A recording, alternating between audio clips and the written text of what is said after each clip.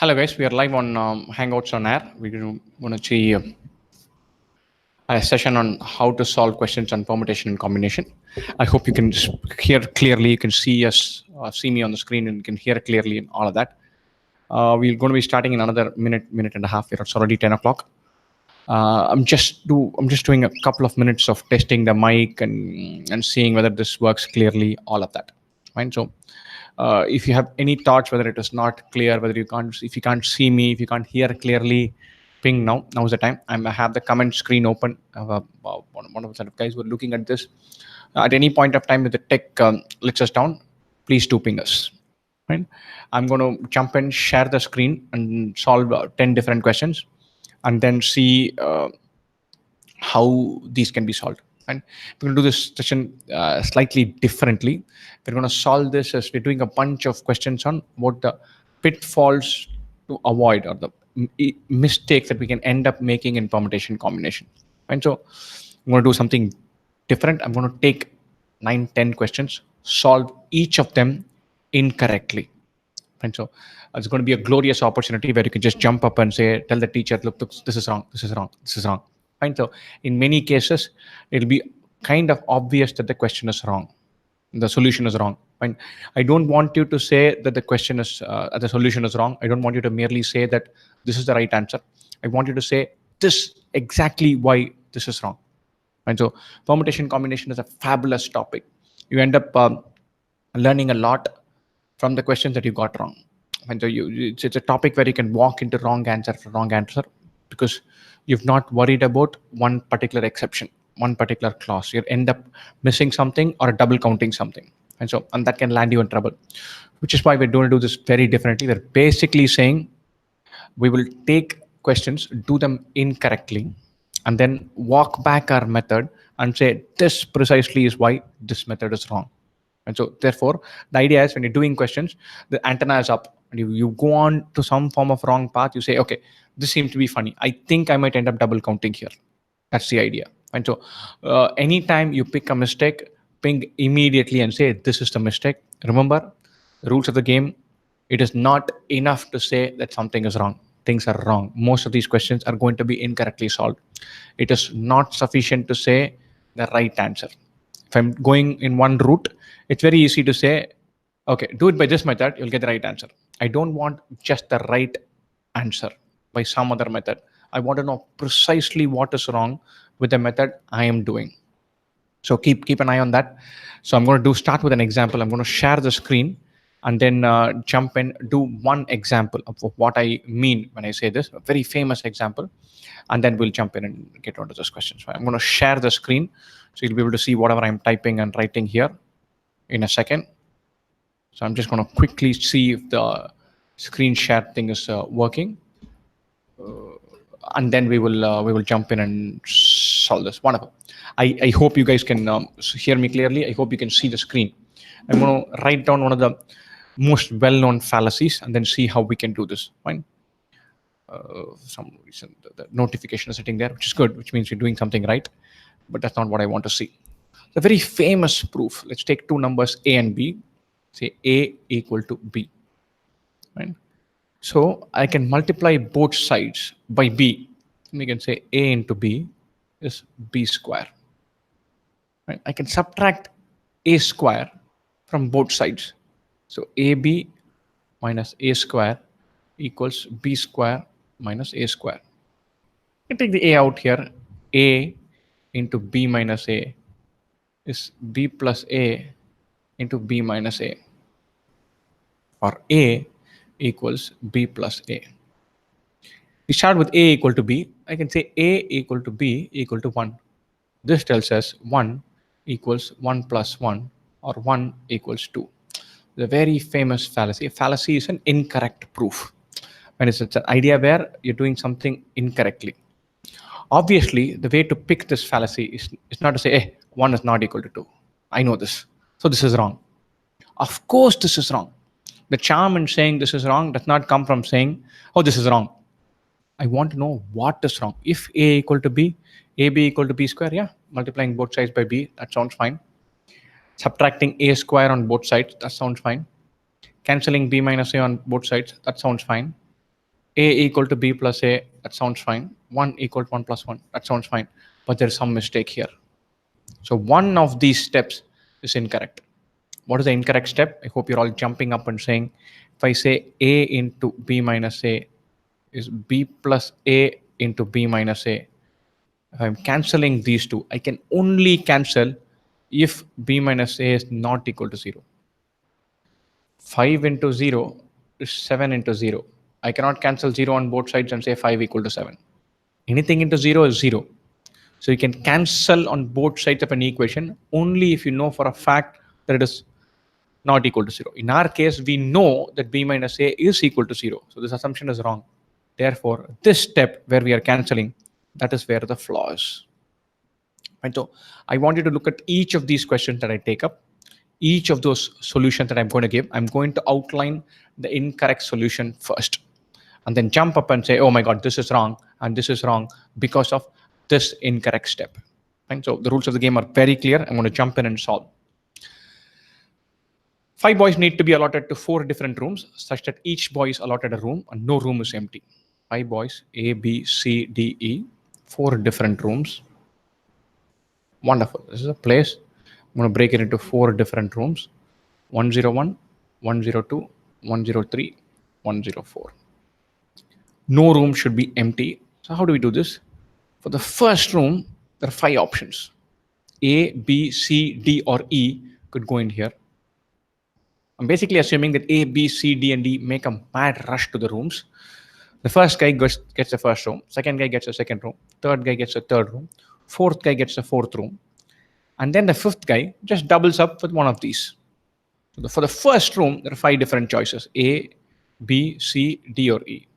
And let's say A sits here. Then for the second room, there are 4 choices: B, C, D, or E could get that. Let's say D gets here. Then B, C, E, 3 options, 2 options. So it is 5 into 4 into 3 into 2. Whatever that number is, and we still have one guy left over. There's one guy who's not yet got a room. Now we're told that no room is empty and all 5 boys are accommodated. Each boy is allotted a room. This guy has to go and join with one of these 4. This guy can go to 101, 102, 103, or 104. So for this guy, there are 4 options. 5 into 4 into 3 into 2. 5 into 4, 20, 20 into 3, 60, into 2, 120, into 4, 480. Wonderful. The method is clear. We're getting the answer as 480. That is incorrect. So I'm going to go one step further and say this is wrong. There's something funny with this answer. This answer is not correct. I don't want you to merely say what the right answer is. What's the joy in that? Where's the fun in that? I want you to take some time and say what is wrong in this solution. So next time around you do a solution like this, somewhere your mind should say, okay, there's something funny here. This appears to be going wrong. And this entire exercise is to pick that, to be able to find what is wrong with this solution. So I'm going to pause for say half a minute, 1 minute, 2 minutes. Give you some time to digest the solution, incorrect as it may be. I've clearly told you that this solution is wrong. I'm not sitting on the fence. Somewhere down the line, I might slip in the right solution also, and then ask you to find what the fallacy is. That solution could end up being correct. And so this I'm telling you is wrong. So see if you can find what the correct solution is. Not just what the correct solution is, but what is wrong with this solution. Go for it. I'm going to give you some more time. Have a crack.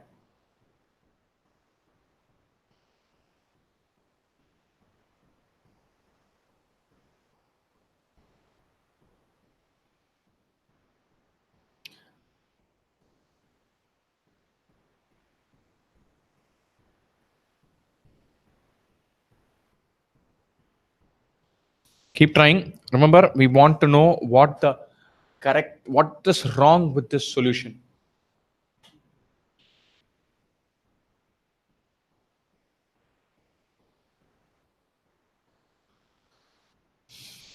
I don't want to know what is the right answer. Fine. I'm going to try to see if I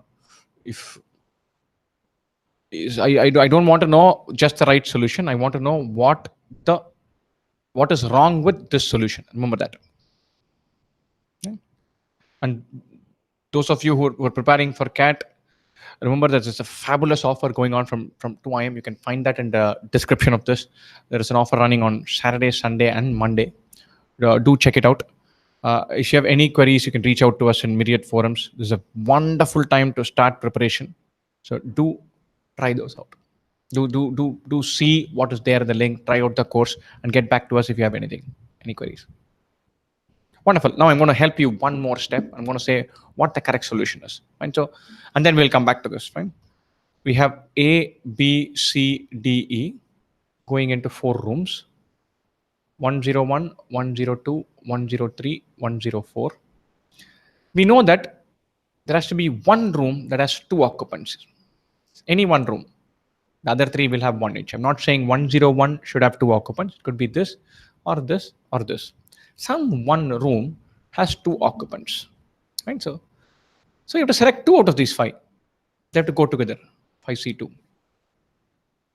So let's say we have B and C sitting together. A, D, and E.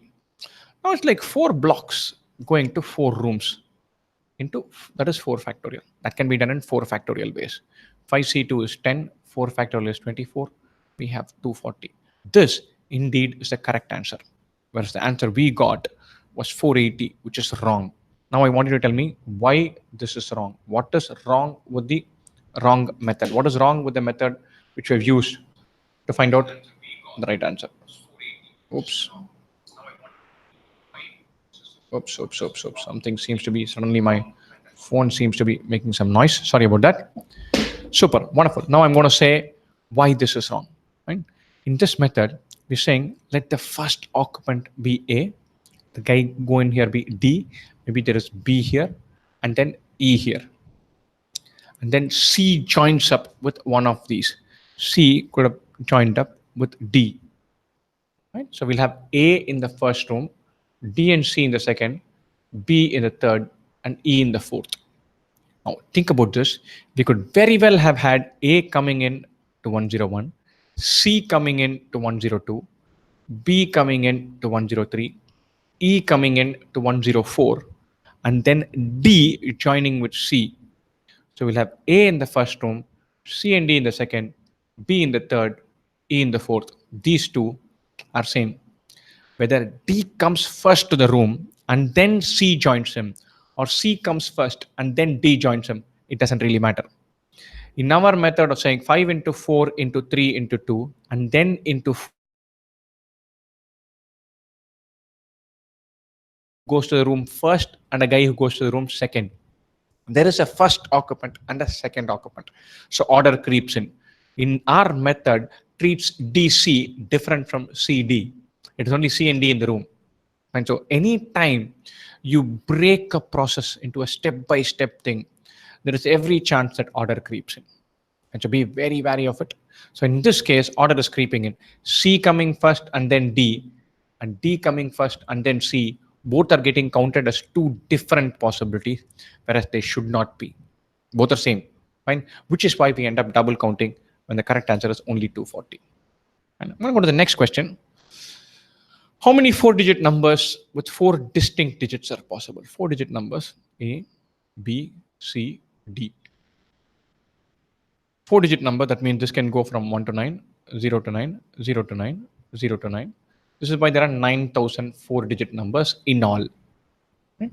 But our question says with 4 distinct digits. What do? We start with D. This is 0 to 9. C, 0 to 9, except D. B, 0 to 9, except C and D. A is 1 to 9, except B, C, D. All digits will be distinct. We're keeping the original constraints in mind. A cannot be 0. A cannot be B, C, or D. B cannot be C or D. C cannot be D. D is, of course, unrestricted. So how many options are possible? The 10 options possible for D, 9 for C, 8 for B, and 6 for A. 6 into 8 into 9 into 10. 8 into 9 is 72. 6 into 72 is 576. No, sorry. 6 into 72. 2, 1, 42, 43, 432. This is 4320. 4320.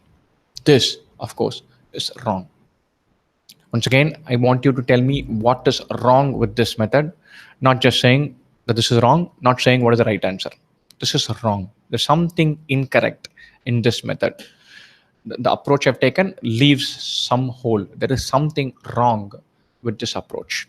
And so think about what is wrong with this. Don't just jump in and tell me what the right answer is. You don't want to know what the right answer is through a different method. I want to know what is wrong with this answer, this method, this solution.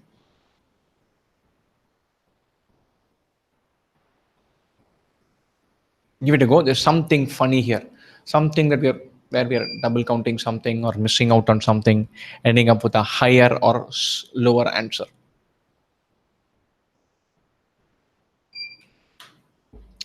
As usual, I'm going to jump in and tell you what the correct answer is, what the right other method is. What the other method is: A, B, C, D. A goes from 1 to 9. B goes from 0 to 9 except A. C goes from 0 to 9 except A and B. D goes from 0 to 9 except A, B, C. 9 options for this. Once again, 9 options for this. 8 for this. 7 for this. So 9 into 9, 81. Into 8 into 7, 56. So 6 ones are 6. 4, 86. 405. 6, 3, 1. 4536. The other answer was 4320. This is 4536. I'm saying this is correct and this is wrong. I've not only given you the wrong answer, I've also given you the correct answer. What is the funny thing that seems to be happening here?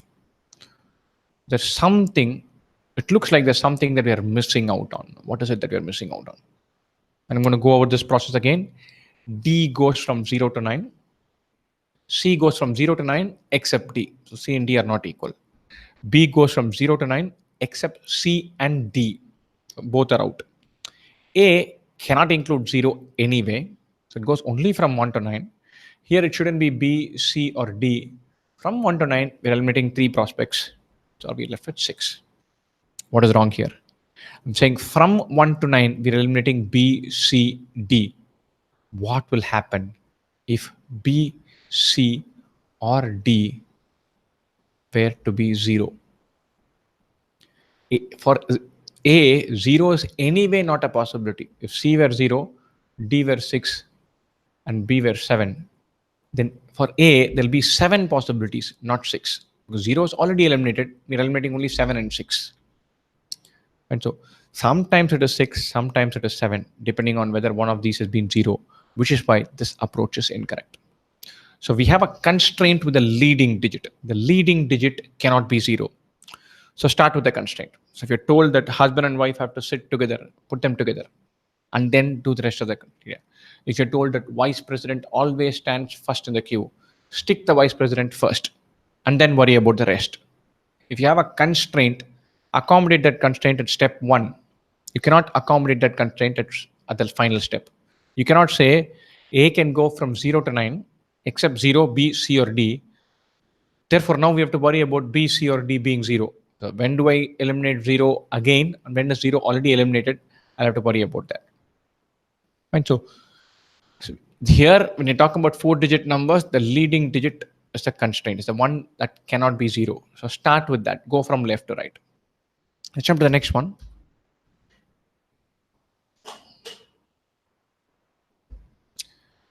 In how many ways can we rearrange the letters of the word 2IM such that the vowels appear together? It's a very nice question, simple question. TWOIIM. Right. The vowels are OII. Put them together, call it X. TWXM. This can be rearranged in 4 factorial ways, 24. Done. So the vowels have to be together like this: OIO, OII, They're already together. So this will be one of the possibilities that will get counted. So vowels have to be together, put them all together, call that bundled up thing as X. So this 2IAM becomes TWXM. In how many ways can we rearrange TWXM? TWXM can be rearranged in 4 factorial ways. 4 letters, 4 factorial ways. Or the vowels have to be together. These can be rearranged in 24 ways. Now, what is incorrect here? There's evidently some mistake we are making here. What is that mistake? So this TWXM. So we're rearranging TWXM. We'll probably have TWXM, TWMX, TXWM, TMXW, etc., etc., etc. There are 24 such possibilities. And so the answer is 24. That's what we are claiming. Is this answer double counting something or overlooking something? So whenever you introduce a new variable, it always helps to come back to your original as well. What do I mean by that? TWXM. The idea is I've put OII as X. So I have to replace X with OII. So effectively, I'm thinking about this as TWOIIM. This will be TWMOII. This will be TOIIWM. We'll count all of these, 24 of those.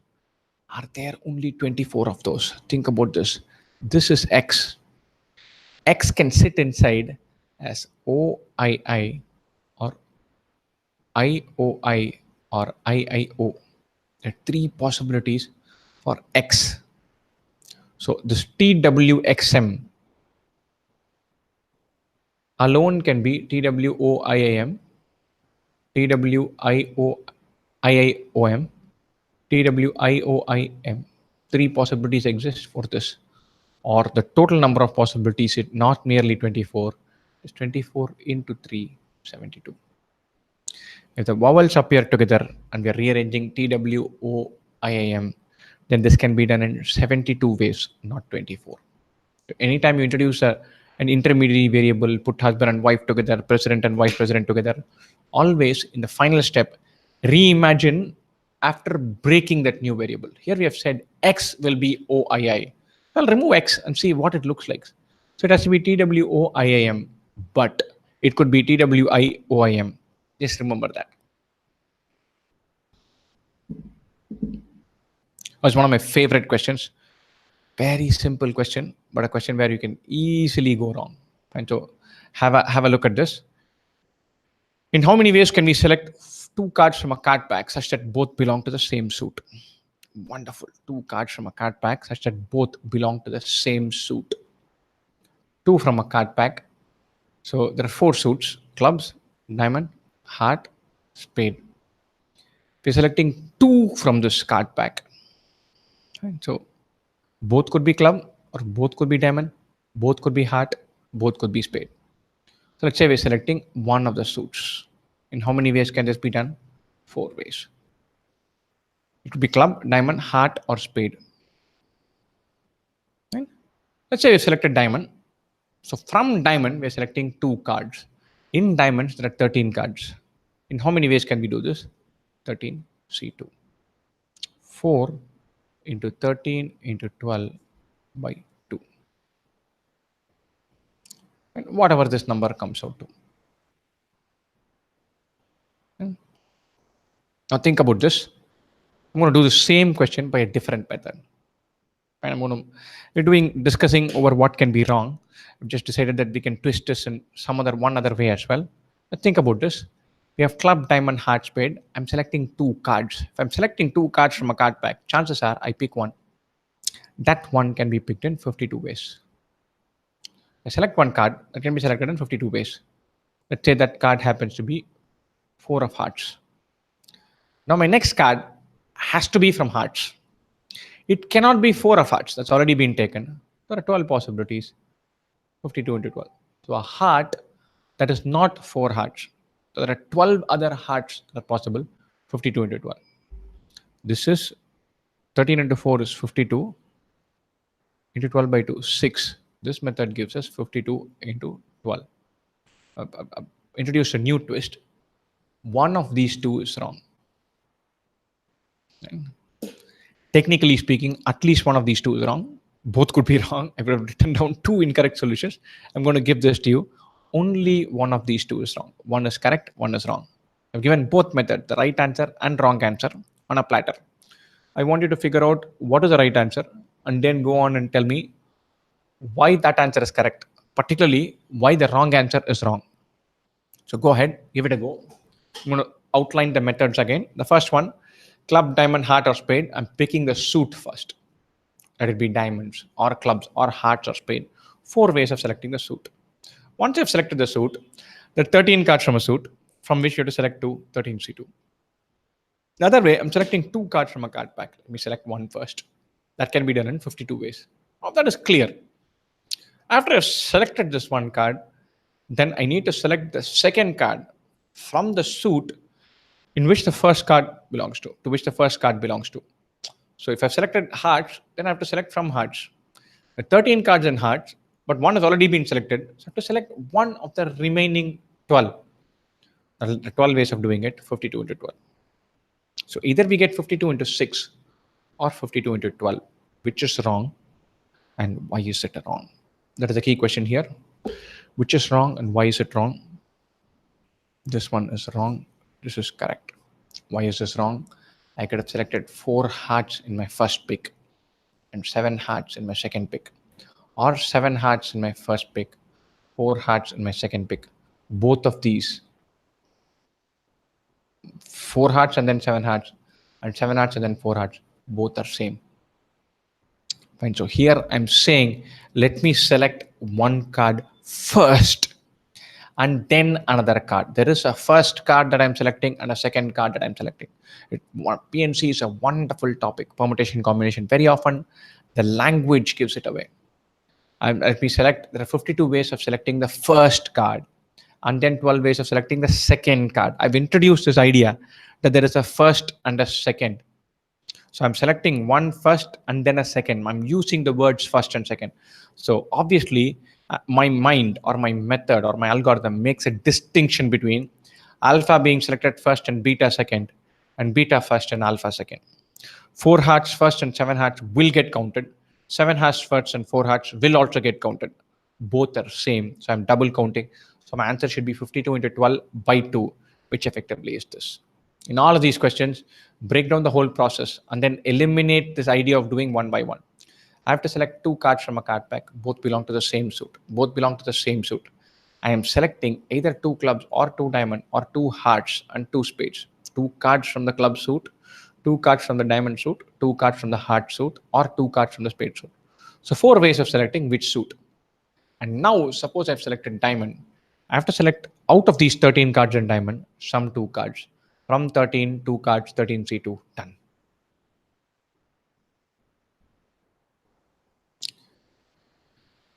Try this one. When a coin is tossed 10 times, what is the probability of getting more heads than tails? Oh, easy question. More heads than tails. To start with, probability of more heads than tails should be equal to probability of more tails than heads. Tossing a coin, whenever you're told a coin is tossed, then you're effectively dealing with an unbiased coin. Yeah, if it is a biased coin, they'll make it explicit. So equal likelihood. So whatever the probability of getting more heads more than tails should be the probability of getting tails more than heads. Both are equally likely. 1 by 2. Very simple question. Very simple question. But like any of those classic permutation combination question, this is a question which once again I've solved incorrectly. What I've done here, there is something funny, something wrong. So figure that out. Tell me what is the funny bit, what is incorrect in the bit that I've done. So once again, I'm less worried about the right answer. I'm more worried about what is wrong with this answer. Probability of heads more than tails is same as tails more than heads. Obviously, of course, it's an unbiased coin. Probability of getting 5 heads is same as probability of getting 5 tails. 7 heads is same as 7 tails. The approach is the same. Whether I call it heads or tails, the idea is the same. So the 2 equally likely events probability is 1 by 2. What is wrong with this? Is there some error with this thing? Is there an error? Suppose I say 12 chocolates are being distributed between Ram and Shyam. Both Ram and Shyam get an equal number of chocolates. This means both have got 6. Yeah, correct. Or is it correct? 12 chocolates are distributed between Ram, Shyam, and Krishna. Ram and Shyam get equal number of chocolates. Will both get 6? You can't say. What if Krishna has got 2? And so we know that these two are equally likely. This is right. There is a possibility that beyond these two, more heads than tails or more tails than heads. Is there something else possible? Of course, there is something else possible. Could be equal number of heads and tails. The probability is not 1 by 2. Probability will be 1 minus probability of equal number of head and tails divided by 2. I have to eliminate this possibility. Remember, it's the same question where when a coin is tossed 11 times, then life is easy. Then probability of more heads and tails is 1 by 2. Because when you're tossing a coin 11 times, there is no chance of having equal number of heads and tails. But if it is 10 times, there is a chance that there are 5 heads and 5 tails. So we'll have to eliminate that possibility, subtract that probability from 1. Whatever is left with, you can divide that by 2. These two heads more than tails and tails more than heads are equally likely. But remember, there is something else that is possible. And you need to worry about that. That something else is there being equal number of heads and tails. So you'll have to remove that possibility and then simplify. And so 1 by 2 is incorrect. The question where when a coin is tossed 11 times, then that 1 by 2 answer is indeed correct. Try this one. Once again, a favorite question. In how many ways can we arrange 3 boys and 3 girls on a straight line such that no 2 boys stand next to each other? 3 boys and 3 girls next to each other such that no 2 boys stand next to each other.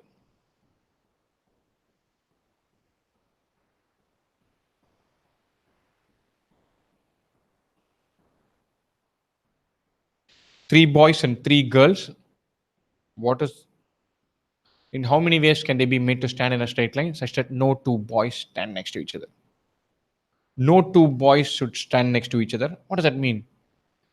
That tells us that boys and girls are standing alternately. Correct. So we need to have boys and girls up right after one after the other. So no 2 boys should be next to each other. So boy, girl, boy, girl, boy, girl. Or let's not forget this. It could be girl, boy, girl, boy, girl, boy. Fine. We're saying alternately. There's no 2 boys next to each other. That means boys and girls should alternate. An equal number of boys and girls. Boys and girls should alternate. So there are 2 ways in which boys and girls can be made to sit. If it were this way, then the first, third, and fifth slots are for boys. Second, fourth, and sixth are for girls. It could be B1, B2, B3, B1, B3, B2, B3, B2, B1, etc., etc., etc. 3 slots for boys, they can be arranged in 3 factorial ways. 3 slots for girls, they can be arranged in 3 factorial ways. 3 factorial to 3 factorial into 2. 2 into 6 into 6. 36 into 2, 72. Wonderful. Is that correct? If it is indeed correct, brilliant. Then you should have the confidence to say this might be a session with all wrong answers, but I think this one is correct. Maybe I'm pulling a fast one on you. Maybe this is correct. In which case you have to back yourself and say this is indeed correct. There's nothing wrong with this. If you feel this is wrong, what is right and why is this wrong? 3 boys and 3 girls, such that no 2 boys stand next to each other. No 2 boys stand next to each other. That means boys and girls should be alternate. But we can start with a boy or start with a girl. Boy, girl, boy, girl, boy, girl. Or girl, boy, girl, boy, girl, boy. Both are possible. For either one, there's 3 factorial into 3 factorial, 6 into 6, 36 possibilities. 2 ways of arranging boys and girls. 36 of putting the boys and girls, specific boys and girls inside. 2 into 36, 72. What's funny here? I made an extra assumption. The question says no 2 boys stand next to each other. I've said no 2 girls should stand next to each other as well. No 2 boys stand next to each other does not mean they have to be alternate. You could very well have a scenario where it is boy, girl, girl, boy, girl, boy. or boy, girl, boy, girl, girl, boy. These two are also possible. Even in these two, the boys, no two boys sit next to each other. These two are clear, they're alternate. Here, they're not alternate, but still no two boys are next to each other. Two girls stand next to each other. That's all right. The question is not saying two girls shouldn't stand next to each other. It is only saying no two boys stand next to each other. And so there are four possibilities. Everything remains the same. 3 factorial into 3 factorial into 4. 6 into 6 into 4, which is 144. How do we do a general question like this when no two boys stand next to each other? So first put 3 girls in. No two boys should stand next to each other. So introduce one boy, one seat here, one seat here. One right at the end, one right at the beginning. Of these 4 slots, some 3 can be taken up by boys. Like now boys here, or boy here, boy here, boy here, or boy here, boy here, boy here, or boy, boy, boy. So we have boy, girl, boy, girl, boy, girl, boy, girl, boy, girl, girl, boy, boy, girl, boy, boy, or girl, boy, girl, boy, girl, boy. Are 4 possibilities. But this we can do more mathematically. So you can say girls can be arranged in 3 factorial ways. There are 4 slots available for boys, out of which some 3 have to be given to the boys, 4C3. And then the 3 boys can be arranged in 3 factorial ways. Brings us back to 144. But now we have a method for a question where there are 5 boys and 7 girls. If you have 5 boys and 7 girls, obviously we cannot do this. So you need a method for that. This is a mathematical way of thinking about that. Okay. Let's go to the next one. What is the probability of selecting 3 cards from a card pack such that all 3 are face cards? 3 cards from a card pack such that all 3 are face cards. How many face cards are there in a card pack? Jack, Queen, King are face cards. So 3 per suit, 4 suits, 3 into 4, 12. 3 cards from a card pack. Number of ways of selecting 3 cards from a card pack is 52C3. All 3 are face cards, 12C3. What is the probability of selecting 3 cards from a card pack such that all 3 are face cards? 12C3 by 52C3. Done. Very simple question. What is the probability that none of the 3 is a face card? None of the 3 is a face card. All 3 face cards equal to 12C3 by 52C3. None of the 3 being face cards obviously is 1 minus 12C3 by 52C3. Now I'm going to give you a big giveaway. This is wrong. What is wrong with this? None of the 3 being face cards is 1 minus 12C3 by 52C3. I'm telling you that there is something funny with that answer. What is funny? What is wrong? And then why is that wrong?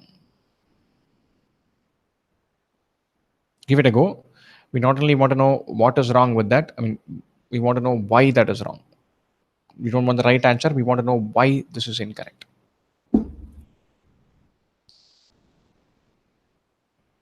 All 3 being face cards is 12C3 by 52C3. And none of the 3 being face cards is 1 minus 12C3 by 52C3. It seems right? If all 3 are face cards, is 12C3 by 52C3. None of the 3 being face cards is 1 minus 12C3 by 52C3. If this doesn't happen, that happens. And so we have the India-Pakistan match in the World Cup. Suppose we say probability of India winning is 0.6. Saying probability of Pakistan winning is 0.4. Is this correct? Not just any World Cup. Think about this particular World Cup. So what is happening right now as we speak?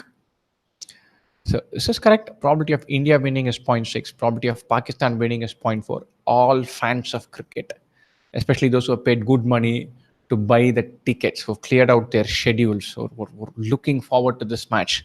The one thing they're all worrying about, it's not the toss, it's not whether that this batsman will score or whether Muhammad Amir can be scored off. None of that. They're all worried of the rain gods. So they're all worried that the match might get called off, might get abandoned. So that there is a probability attached to that. And so these two events are mutually exclusive, but not collectively exhaustive. What do I mean by that? India and Pakistan cannot both win at the same time. If one wins, that means the other has not won. These two are two disjoint sets. Either India wins or Pakistan wins. Both cannot win at the same time. That is correct. That part is good. But there is something else that is possible. There is a possibility of neither winning, which is why we cannot do this 1 minus thing. The 1 minus malarkey can work only when the set of events you're looking at are both or all mutually exclusive and collectively exhaustive. I have there's no overlap across these events, and I have accounted for all the possibilities. So think about the question now. All three are face cards, and I tell you all three are not face cards. Does that mean none of the three is a face card? Of course not. Of course not. So think about this. All three face cards. The probability is 12C3 by 52C3. Suppose I say this is not the case. Does this mean all three are non-face cards? Not necessary. We could have Jack of Hearts, 3 of Diamond, and 4 of Clubs. Here, all three are not face cards. Neither are all three non-face cards. And so, all three face cards, all three non-face cards, these are not collectively exhaustive. All three non-face cards, that means all three should be selected from the remaining 40C3 by 52C3. Number of ways of selecting 3 out of 52 is 52C3. 3 out of 40 is 40C3. So these are the probabilities. If you have to be very particular, then you can say all three face cards, all three non-face cards, 1 face card, 2 non-face cards, 2 face cards, 1 non-face card. Count the probabilities for those. These 4 events. You can add all of those 4 probabilities. That will add up to 1. Then you can say that those 4 events are all mutually exclusive and collectively exhaustive. 4 disjoint sets all adding up to a probability of 1. That is brilliant. That can be said. But we cannot say the first and last events are collectively exhaustive. Anytime you use a 1 minus framework, worry about this. I'm saying probability of this event is 1 minus probability of that event. Then can I be sure that if first event does not happen, then second event definitely happens? So that we'll have to worry about. Right?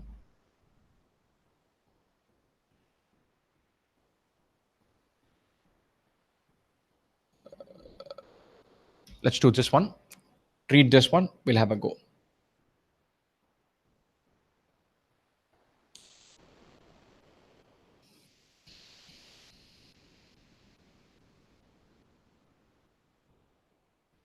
A die is rolled thrice. In how many outcomes will 2 throws be the same and the third one different? A die is rolled thrice. In how many outcomes will 2 throws be same and the third one different? Die question, anytime you have die being thrown thrice, A, B, C, there are no conditions. A can go from 1 to 6, B can go from 1 to 6, C can go from 1 to 6. Here, 2 throws should be same and third one different in our question. So A can go from 1 to 6, B can go from 1 to 6. These two are same. C can go from 1 to 6 except A or B. So 5 possibilities, 6 into 6 into 5, 180. What is wrong with this? We're saying 2 of the throws to be the same and the third one is different. The first one can go from 1 to 6, second one can go from 1 to 6. Third one should be different, should be 1 to 6 except A or B. What is 180? What is wrong with this? Is this 180 or are we missing something here? Of course, we are missing something here. We are saying, what if A were 3 and B were 4? A goes from 1 to 6, B goes from 1 to 6. Then C cannot be 1 to 6 except A or B. A could be 3, B could be 4. There will be only 4 possibilities.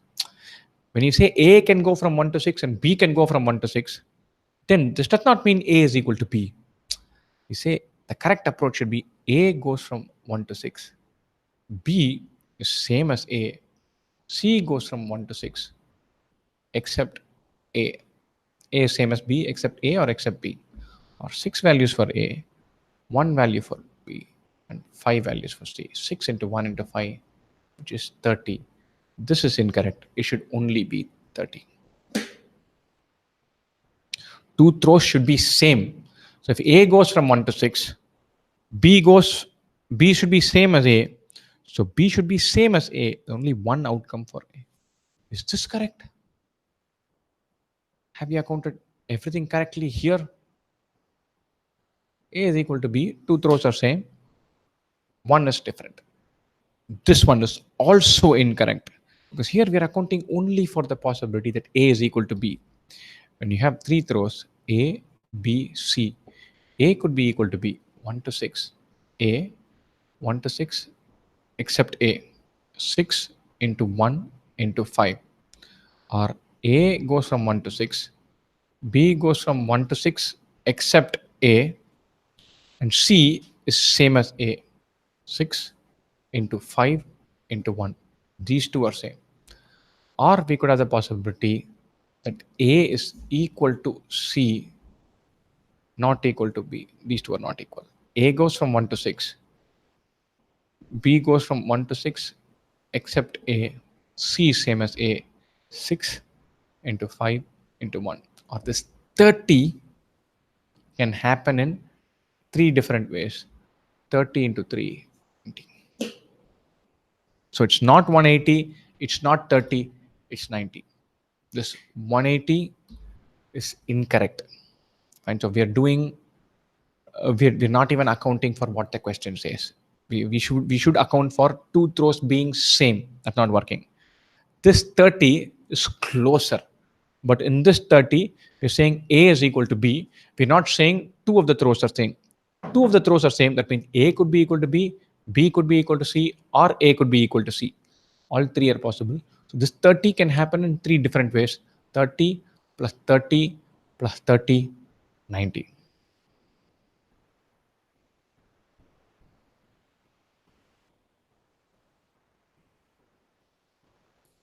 Give this a go. Wonderful question. Absolutely wonderful question. How many 7-letter words can we have in English that have 2 distinct vowels and 5 distinct consonants? Love this. So there are 25 vowels and 21 consonants. We are selecting 5 distinct consonants and 2 distinct vowels. The 2 distinct is very useful. Now we don't have to worry about A and E and I and I. 5 distinct consonants is very useful. The eternal question in this topic is order important or not important? Are we looking at 21C5 or 21P5? Are we looking at 5C2 or 5P2? We're talking about 7-letter words. If it is words, then order is definitely important. So this is not correct. This is correct. The right answer should be 21P5 into 5P2. Is this correct? I'm going to go over my thought process one at a time. From 21 consonants, select 5. We cannot select the same consonant over and over again because we've been told clearly that we're talking about distinct consonants. From 5 vowels, select 2. Once again, we cannot end up selecting the same 2. So it is 2 distinct out of the 5. Order is important. So 21P5 into 5P2. Is this correct? So think about this. So 21P5 into 5p2. Order is important, so we cannot think about in terms of C, we have to think in terms of P. 21p5 into 5p2. Very often in these questions, a lot of permutation combination questions, it is useful to write down the selections. Let's write down one selection. Let's say we've selected B, D, P, J, X, and E and O. 21p5 means out of these five, we can write it as P, J, B, D, X. X, J, B, P, D. And EO could be EO or OE. Right? So all arrangements are included because there is P. All arrangements are included because it's again P. But are we including everything? Will we count when you're counting like this? Will we count B, D, E, P, O, J, X? There, the consonants are put together and the vowels are in between somewhere in the consonants. We will not be accounting for any word like this. So we've got to be very careful. The arrangement is at an overall level. All 7 letters can be mixed up together in any way. Fine. So it is not that we arrange only the consonants together and only the vowels together. Consonants and vowels can be put together in many ways. So our correct answer is not this. We look to select. So we'll say 21C5, put 5 consonants into a bag, into 5C2, add 2 more vowels. Now we have 7 letters with us. Arrange them in any which way possible, 7 factorial. It is not merely selection. It's not merely selecting in order. It's selecting this, and arranging all of them in one go. That part is vital. 21C5 into 5C2 into 7 factorial. It is not 21P5 into 5P2. With this, we're pretty much done with this session. So we've taken a bunch of standard templates and common errors that are likely to happen and put them all together. And then have had a go at solving all of them incorrectly and then putting them back together and saying what is the right answer. More importantly, why is the wrong answer wrong? What do we mean when we say 21P5 into 5P2? That's important. Right? With this, we're done with this session. So wonderful. I had a lot of fun. So we added one fun question as well. Of the 10 questions given here, how many answers are wrong? Are 9 wrong? Or 10 wrong? Or 8? Think about it. I'm not going to discuss this. If you say there are 9 wrong, then which one is right? If you say 10 are wrong, then is that correct? Because then the last one should also be wrong, which means it cannot be counted as which 10 is among the 10 that are wrong. Think about this. It's just a fun question. I'm not going to get into this. I'm not discussing this question. Fine. So it's a wonderful topic. Have fun. Learning permutation combination. It's a wonderful, wonderful, wonderful fun topic. I'm going to jump out of this and then have a very quick word on how to prepare for this topic. It's a wonderful topic. So enjoy the idea of preparing for permutation combination. In this topic, it is very important to keep in mind that things can go wrong. It is very important to go back to what perhaps could be going wrong, what perhaps you might be getting incorrect, and then looking at why that is wrong. That is very important, very vital. As far as our course is concerned, as I said earlier, there's a wonderful discount which is running right now. So have a go, have a look at the description of this video. You will be able to find the link. Do try out the course. Do reach out to us if you have any questions, any queries about the course or CAT or ZAT or IFT or how to prepare, how to plan. We will definitely strive to answer them. If you have any specific idea that you want us to discuss on the YouTube channel, do comment that. You say if you want to say, look, how should I go about preparing for geometry, and that is something that's bothering a lot of you, ping that in the comment section. We will look to make a video of this sooner rather than later. Anything else that might be a bugbear for you, put it in the comment section. We will take as many of those as possible and answer them. Any of the questions on how to plan for the exam, what to do on the D-Day, how to analyze a mock, the great many questions are already answered on the YouTube channel. Go through them. There are a bunch of wonderful playlists which curate all of this and put them in one place. Try those. But if there's something which is not there and you want us to discuss something very specific that you have, which you think is interesting, then do ping us. Do write in comments, drop us an email, say hi, hello. We will look to answer those questions. Wonderful, guys. I quite enjoyed myself. One of the when I started teaching, this is one of my favorite topics. So I jumped into a class and I said, "Look, I'm the doyen in this topic," and I answered a question in my method. There was another guy who said there's an alternate method. I said that also works. Uh, Credit to him, he solved that question by both methods and then said the answers don't match. And the math worked, but the answers didn't match. And I had to go back and figure out what was wrong in one of the two methods. It was a fabulous, fabulous exercise. It ended up that one of the two methods was double counting or triple counting some one thing. This is a fabulous topic which can be enlightening and humbling in equal measure. So put effort, have fun learning PNC. If there is some error that you make, don't just learn the right answer. Go back, walk it to your own method and see what is wrong with your method. That could be frightfully instructive. You'll realize what kind of mistakes you're doing, especially with the idea of order. Order is when it's not important. There is some methods where we subconsciously introduce order. So be very, very careful about that. Be very wary of it. Super, guys. Wonderful.